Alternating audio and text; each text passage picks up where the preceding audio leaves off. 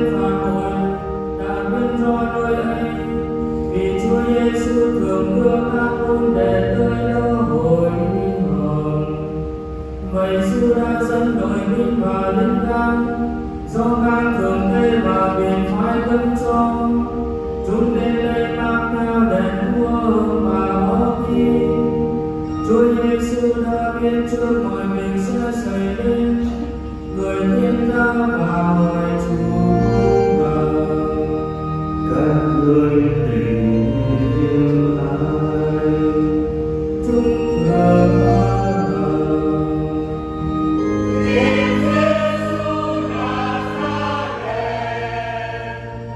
người bảo chúng rằng: Chính là ta ấy. Giu-đa tên phản bội đứng đây với chúng, người vừa nói chính là ta đây. Thì chúng lùi lại và ngã xuống đất, người lại hỏi chúng một lần nữa rằng: Các ngươi tình yêu ai? chúng thường nói rằng: người liền đáp lại rằng: Ta đã bảo các ngươi rằng chính là ta đây. Vậy nếu các ngươi tìm ta thì hãy để cho người này đi. Như thế là chọn lời đã nói trong những kẻ cha đã ủy thác cho con không làm mất người nào.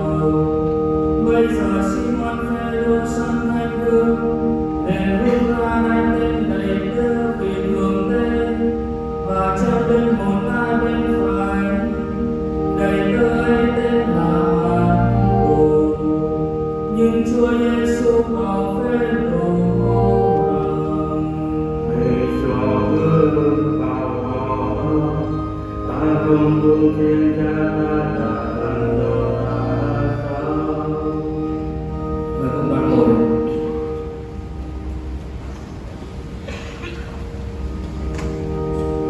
Bây giờ đội binh viên quan trưng và lính gác của người rót hai bát chòi người, và trước lên nhiều người đến nhà Anna, vì ông này là nhà cụ ông Lai Pha, làm thường tê năm ấy.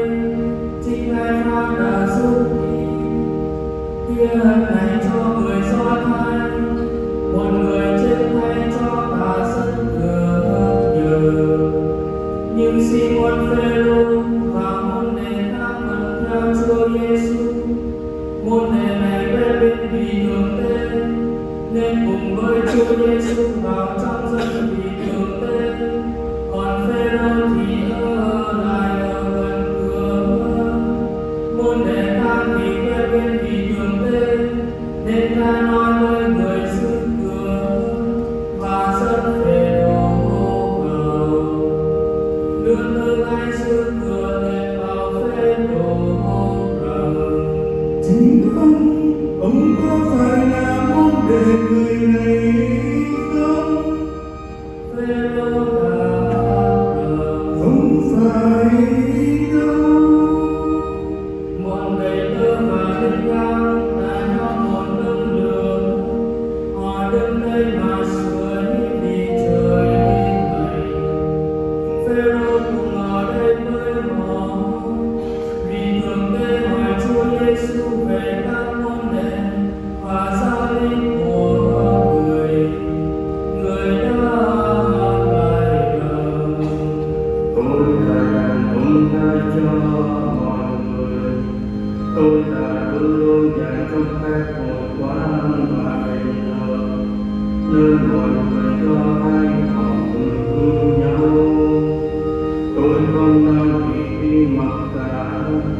Sao lại hỏi tôi? Hay hỏi những kẻ nghe tôi nói, họ biết tôi nói những gì? Nghe nói thế, một tên lính gác đứng ở đó, và người một tay hỏi rằng: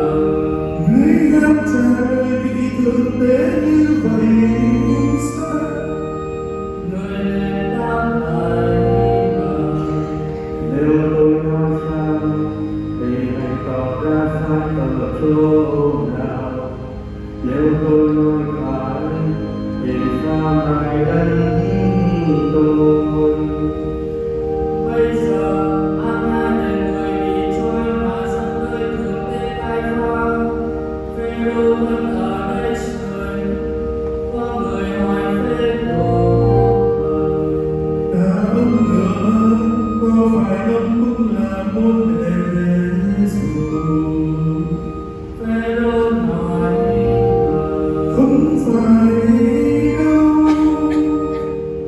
một tên đầy tớ bị tuồng lên. Có hỏng với người đầy tớ bị Phêrô tranh bên ai. Bảo Phêrô Tôi đã chẳng thấy ông ở trong cuộc đời, ông ấy sao? một lần nữa Phêrô lại trôi và tớ hương thì cả đến đây. Bây giờ họ nhiều người từ nhà khai phá đến tổ đường. Trời đã sáng, người do ai không vào công đường vì sợ nhớ bờ hơn và không thể ăn mừng nên vượt qua đường. Vậy Phi-la-tô phải ra ngoài cơn họ và hỏi lời. Các ngươi tố cáo người này về tội chi? Chúng ta phải lời.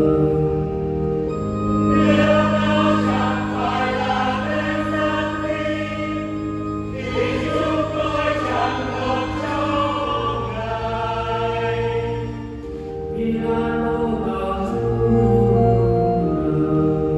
Các người hãy đem đi mà xử theo hiến pháp của các ngươi. rằng do Thái đã phải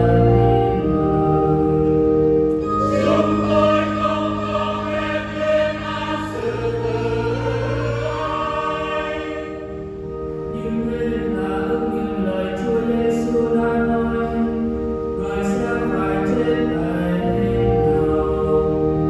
Phi-la-tô liền vào trong công đường, gọi Chúa Giêsu và hỏi người rằng: Ông có phải là vua dân Do Thái không? Chúa Giêsu là Tưởng con nói điều ấy, hay là con đã nghe ai nói về tôi? Phi-la-tô trả lời rằng: Tôi có phải là người Do Thái đâu? Những người trong nước ông và các vị thượng đế đã nộp ông cho tôi. Ông đã làm chi? Chúa Giêsu là Nước tôi không thuộc về thế gian này, và như nước tôi thuộc về thế gian này, thì quân đội của tôi là chiến đấu, để tôi thoát khỏi tay người Do Thái. Nhưng ông, nước tôi không thuộc về thế gian này. bây giờ Phi-la-tô hỏi người rằng: Ông là vua sao? Chúa Giêsu đáp lại rằng: Phải, tôi là vua, vì thế tôi đã sinh ra và đã xuống thế gian, là thế đã chứng cho sự thật. Ai hâm mộ sự thật thì nghe tôi. Phi-la-tô lại hỏi rằng: Sự thật là chi? nói thế rồi, Phi-la-tô lại ca bảo dân Do Thái rằng: Ta không thấy người này có lý do gì để đạp lên anh, nhưng trong dịp lễ vừa qua vẫn có lễ tha một người. Vậy các ngươi có muốn ta tha vua dân Do Thái cho các người không? bây giờ chúng đều về rằng: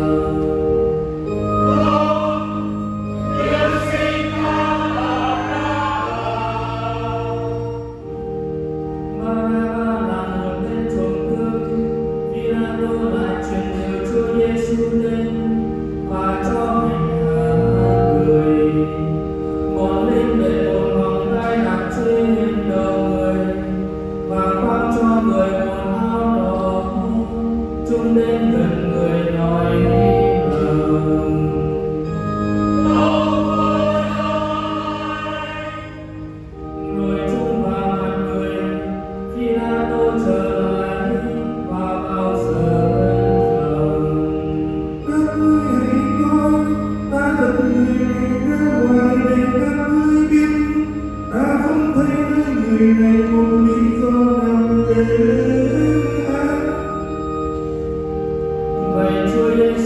ra đầu còn đôi vòng tay và mình còn khoác áo đỏ khi là đâu vào này là người đang thường đây là nên cảm thấy người mình đều về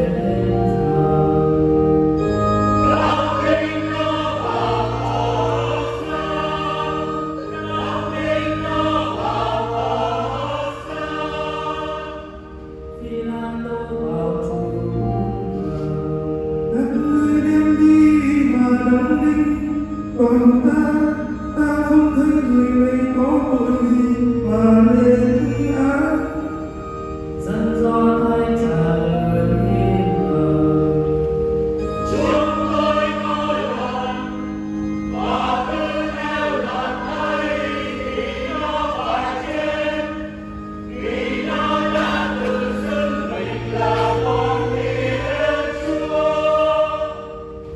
nghe vậy Phi-la-tô càng thêm sợ hãi. Ông lại vào công đường hỏi Chúa Giêsu rằng Với ông ở đâu? nhưng Chúa Giêsu không đáp lại lời nào. Bây giờ Phi-la-tô bảo người rằng Ông không trả lời tôi hay sao? Ông không biết tôi có quyền tha và cũng có quyền đóng đinh ông trên thập giá. Chúa Giêsu đáp rằng Nếu từ trên chẳng phán cho ông thì ông chẳng có quyền gì đối với tôi. Vì thế kẻ nào tôi cho ông thì nằm còn hơn ông. từ đó Phi-la-tô tìm cách để tha Chúa Giêsu, nhưng dân Do Thái lại kêu lên rằng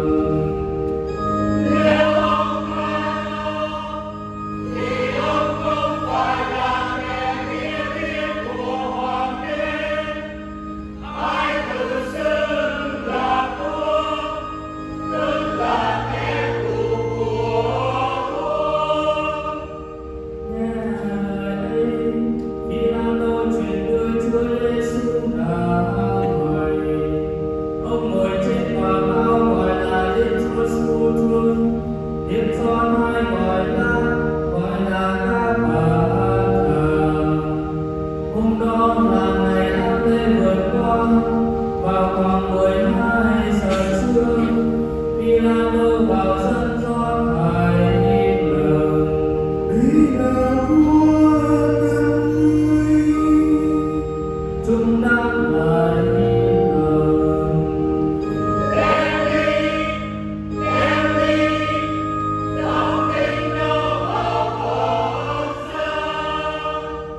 Phi-la-tô trả lời rằng Xin vua các người sao? đang thường thế đáp lại rằng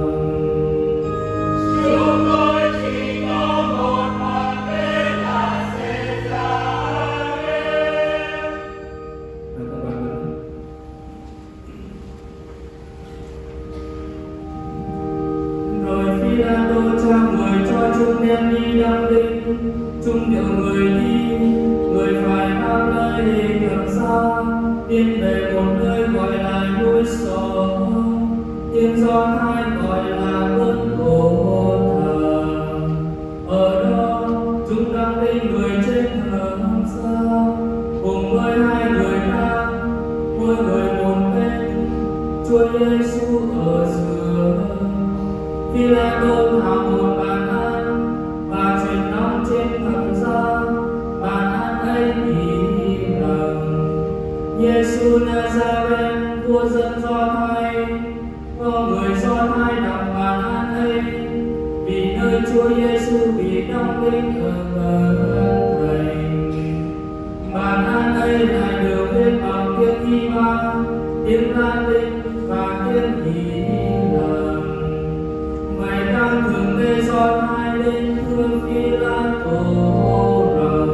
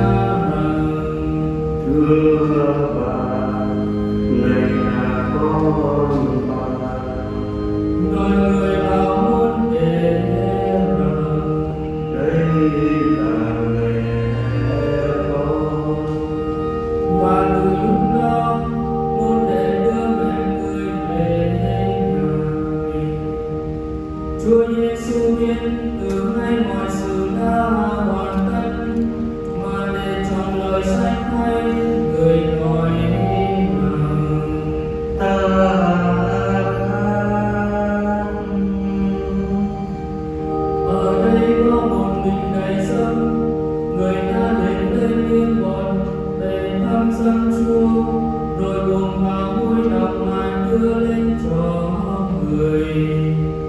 Nên một trung tâm đoàn Chúa Giêsu nói rằng mọi sự đã hoàn tất.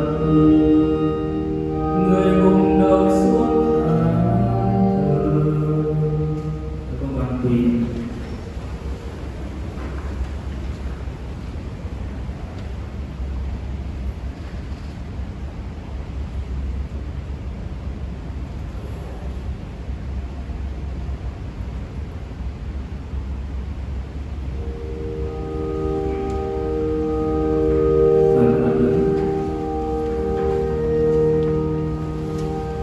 Là ngày ăn lễ và không muốn để sang trên thập giá ngày Sa-bát, vì là ngày lễ người Do Thái xin Phi-la-tô cho đánh rằng ông chân những người bị tử hình và tháo xác xuống.